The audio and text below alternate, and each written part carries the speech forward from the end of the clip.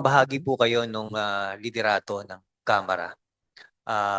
Sa pagtataya po ninyo, ano ang damdamin ng mga kinatawan sa pangkasalukuyan kung ikukumpara natin doon sa daluyong ng suporta na pinagkaloob doon sa unang impeachment ng nakaraang taon sa pangalawang Pangulo?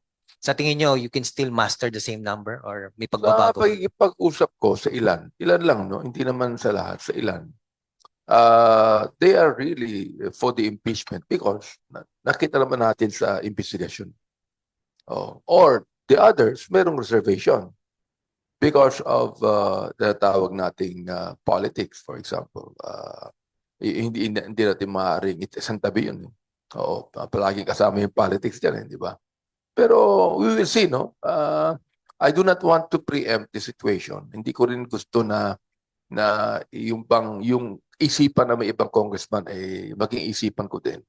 I believe that every congressman has his own stand on this, no? At naniniwala naman ako, I'm confident na siguro ako hindi ko naman i-endorse ito kung hindi ako naniniwala sa complaint na yan.